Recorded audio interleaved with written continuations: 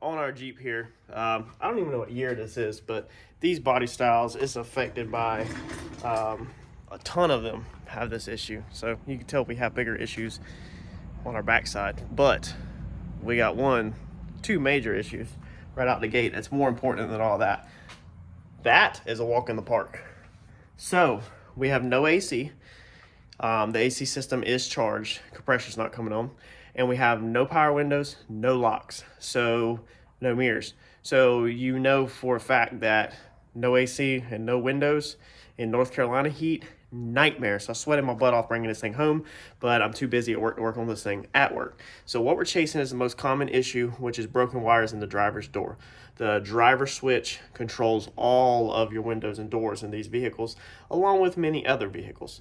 Over time, it's a poor design in this. The wires were a little too short, and so it puts stress on them open and closing the door, and over time they break. So let me show you what we found. We're digging in a little deeper than normal YouTube videos. And we're gonna try to get a good repair on this. So let me flip the camera around. All right, so you're gonna be in here. Now, a lot of people don't even unplug their plug on the YouTube videos, and I do not understand why. I guess they don't do collision for a living because they make things way harder on themselves. This plug is easy to unplug.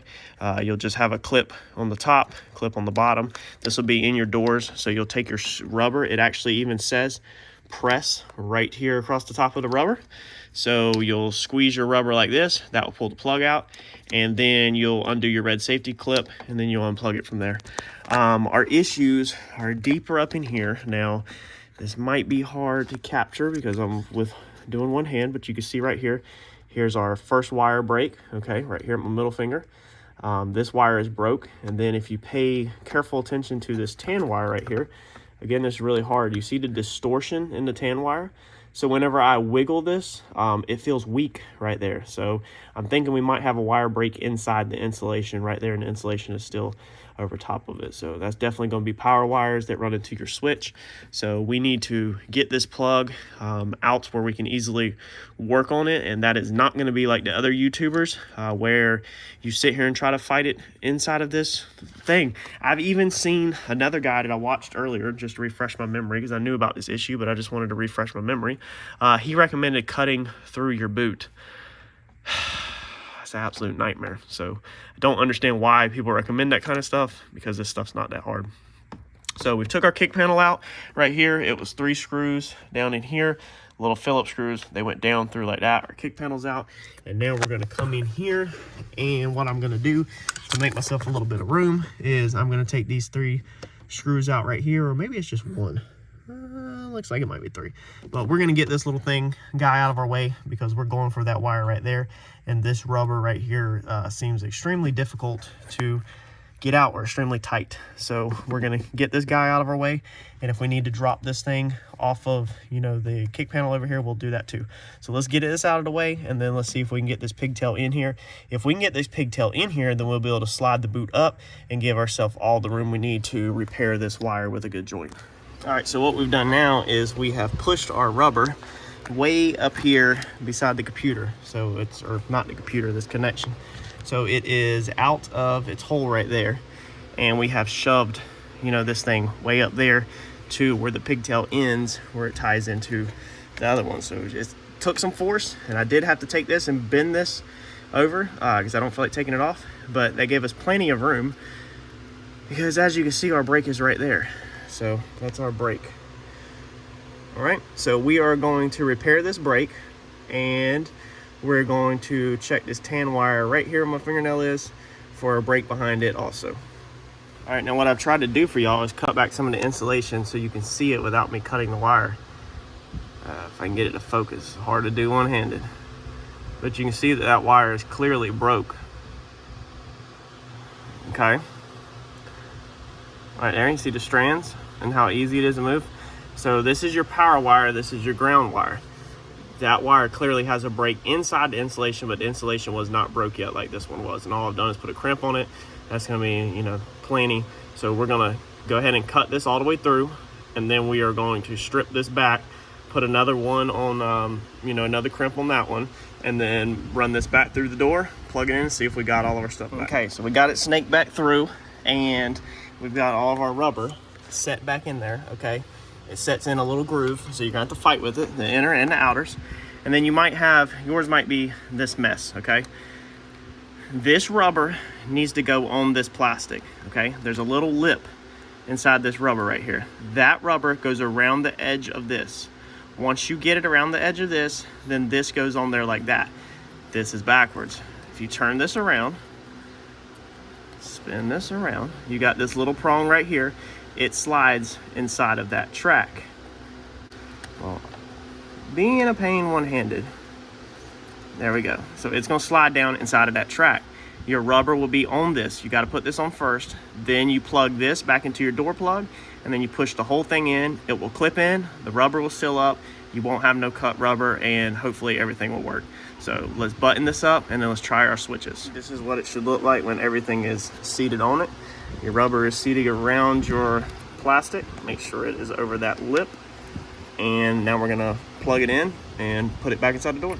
All right, well, there's our driver window, passenger window, rear window, amazing. And this rear window, amazing. It is crazy how just a little bit of work, 2 wires, and the people that owned this previous to me could have had all their windows back. It didn't even take that long to repair. Y'all can do this. I'm always blown away at when we get these vehicles in from IAA, the most simplest things. This doesn't take knowledge, because I looked this up on YouTube before I did this, and there's plenty of videos, tons of videos on this. All you have to do is look up the issue you're having, and more than likely somebody's created a video on it. Now, it's not always the best video, but it's gonna point you in the right direction probably. So let's keep moving down the checklist of what's wrong with this Jeep. As far as wire the back door panels off of this thing, I have no earthly idea. Flipping salvage cars, there's sometimes things that are just left a mystery. I don't know if somebody felt like there was a wiring issue back here on the back windows, when clearly, since all of them don't work, it's clearly in the master switch, being the master switch feeds everything. I really don't know, because there's nothing else inside these doors besides your lock. We'll check our power lock real fast while this is part to make sure it works. But I mean, your unlock back here is manual. See here, that's going to be your lock, and then this one's going to be your open and close. The only other thing you have inside this door is a speaker. They're factory speakers. They're probably blown because of all the kicker stickers and scar, I don't know, whatever that audio crap is. They probably were riding around booming and have blown back speakers, but we're not going to address that today. So we're going to get the door panels back on this thing. Being we know our windows work, I will check my locks real fast, but I'm pretty sure they're going to be fine. And then we will continue to move on. I know the glove box, as you can see, the light's on inside of there, and it won't open. So we need to figure that out so that light don't drain the battery. And we do need to get all these stickers off of here, because these stickers are probably making this Jeep want to commit suicide. So this thing's had a long life. Looks like we also have more door panels that are loose. So they probably have broken clips or something.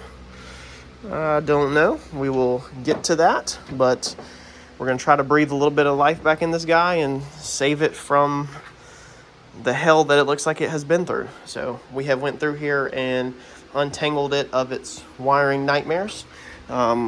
We've cut a lot of crap out, from light bars, lighting, to all this stupid wiring for boom speakers, and yeah, piece by piece, right, y'all? Okay, so I'm just gonna take a guess here.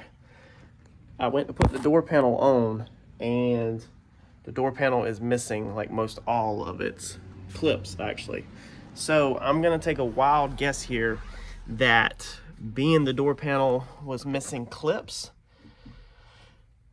that somebody somewhere decided it was a better idea to ride around with their door panels off, because maybe they were moving around. And I think we just need simple clips. So all the locks worked. I did verify that. And then the front, I think it is loose because it probably just needs simple clips too. So we'll have 30 clips, and we'll get these door panels popping back on like they were from the dealership when it was new. Let's go.